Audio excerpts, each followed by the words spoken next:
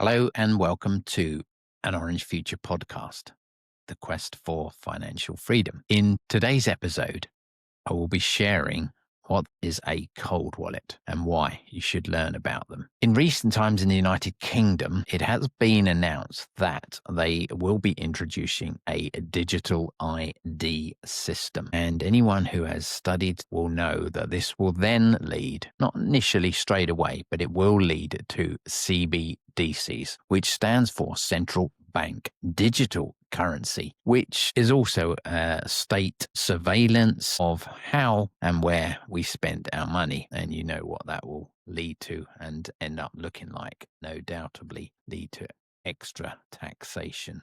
So I will now share my screen and give you my take on why I think everyone should learn about cold wallets. So what the heck is a cold wallet? Well, it's certainly not a wallet that you keep in your freezer, but it is something I'm going to try and explain to you and the different types and why it's important that you should at least learn about them. But before I move on, I have to read out the following disclaimer. Please note the content should not be taken as financial advice. It's purely for educational purposes only, based on thousands of hours of my own research, as well as opinions from some very clever and experienced minds in the Bitcoin space. The aim is to help you achieve the necessary knowledge and show you where to find useful and up-to-date resources so you can go on to do your own research and go on and become a successful Bitcoiner.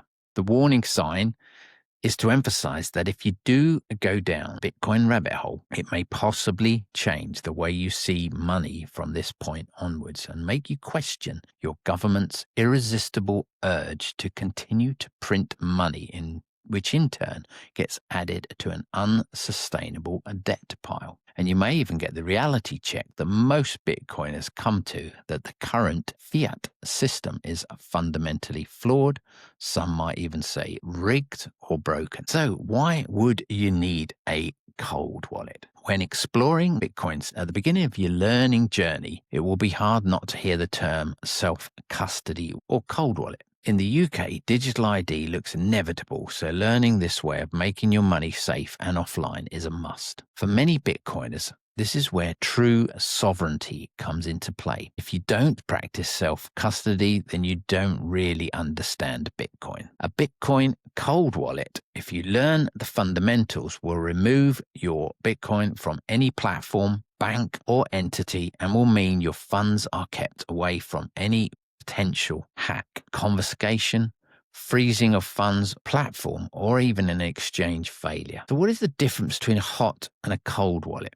Well, they both fall under the self-custody umbrella. Both have unique multi-word seed phrase recovery mechanisms.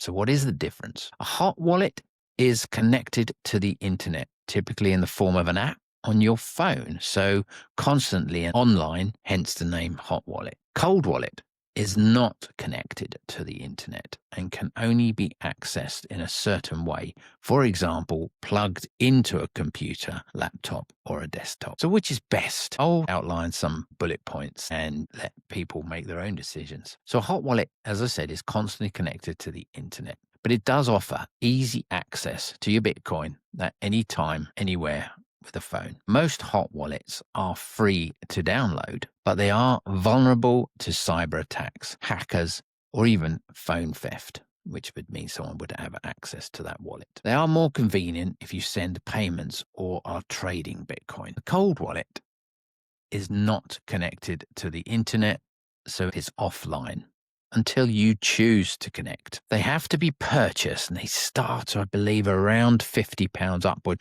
They are less vulnerable to a cyber attack as long as you have a secure storage of the passphrase seed words is essential. It is best suited for storing larger amounts of Bitcoin, especially if you've got longer time horizons. People with stronger conviction and understanding of Bitcoin, these are hodlers. So what could possibly go wrong with self-custody wallets? This part of your Bitcoin journey should not be rushed. There is no reason to rush into moving funds onto different wallets until you have knowledge and confidence on how these things work. For either a hot or cold wallet, it's essential you make multiple copies of the seed phrase and ensure they are kept safe in a secure place or places away from the device itself. There are many instances of lost seed phrases, which in most cases will end up resulting in lost coins, especially in Bitcoin's early years when it had a much lower value before adoption grew. It was always hoped Bitcoin would succeed, but the volatility and deep market pullbacks have frightened off many early speculators and people who haven't put in the hours to really understand this asset and therefore never practiced self-custody or took it seriously enough, which is understandable. So not your keys, not your coins is a common phrase. Again, you will hear on lots of different platforms. It means if you don't keep your keys seed phrase safe, you will lose access to your coins. This also means taking it off platforms. This should never be shared online in any way, shape, or form. There are many retail establishments that have gone to great lengths to create seed phrase storage tools such as titanium, fire, and waterproof metal holders. I think it's well worth looking into these, especially if you've got a long-term plan. Just as important, if not more important, than storage of the device itself. The cold wallet does not actually hold the coins on the wallet. They are, in fact, the keys to access your Bitcoin, which is stored on the Bitcoin blockchain. If your cold wallet device is lost, damaged, or stolen, then this is where the seed phrase becomes your recovery phrase. If you were to lose both the physical cold wallet and your seed phrase, your Bitcoin would be permanently lost. You need to acquire another wallet. This can be in the form of a hot or cold wallet. You would then recover your coins by importing your recovery phrase to the new wallet. So if you've lost the phrase as well, there is no way of recovering. So this is why the seed phrase needs to be kept safe and away from your device or phone. If your device has been stolen, then time would be of the essence to move the funds you had to another wallet. Hot wallet would be better if you didn't have an actual spare physical cold wallet, because if you had to order one, you'd have to wait for postage. So the seed phrase is typically 10, 12, or 24 word phrases, usually all in lowercase, but you have to make sure you write them down in the correct order, and you have to make sure they are all recorded with correct spellings as well. My cold wallet summary. There is a place for both hot and cold wallets. Cold wallets are without doubt the most secure, but each come with risk. The most important factor is to secure your seed recovery phrase and make multiple copies to keep safe in the event of theft, fire, flood, or even carelessness, like they were in the shed or the cupboard and you had a spring clean or a clear out or a family member disposed of them by accident. These are all feasible possibilities. So what would a seed phrase look like? This is what it would look like in terms of 10, 12, or lowercase words in a specific order. It is key to write them down in that correct order. So should you get a cold wallet? Yes, 100%. Take your time, learn the basics right through to all the tricky ins and outs and how these things work. There are tons of video tutorials online before you need to commit or even do your first transaction. So test out with small amounts. Remember, there will be network fees to move on and off of a wallet. Maybe start with £100 or dollars and send some to and from the wallet. There is no guideline for how much Bitcoin you need before you should be moving your Bitcoin onto a self-custody cold wallet. It will come down to your own risk tolerance and also how much you consider a lot of money to leave on an exchange. What may seem like a lot to one individual may not seem worth all of the effort to another. So which cold wallet should you buy?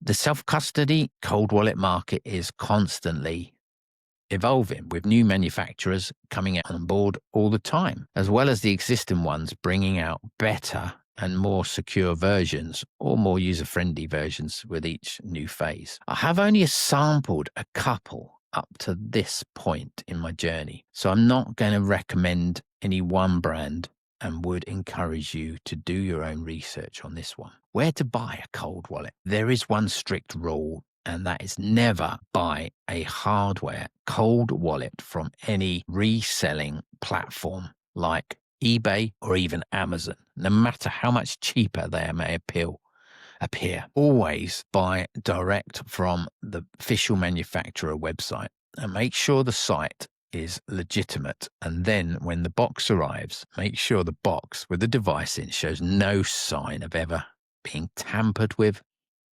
They normally have a secured tag, so make sure this looks like it's never been removed and put back again. If in doubt this has happened, do not take any risks. Immediately contact the supplier and show them some photographic evidence that you think your cold wallet may have been tampered with. They will send a replacement out, as it would reflect badly on them if someone were to acquire your keys before you've even used the device. So are there any other rules? Yes. Another really important rule of using or sending funds to and from a wallet is, especially if you are relatively new or just prefer to be cautious, which would be considered being more sensible. Remember these 2 must-do rules.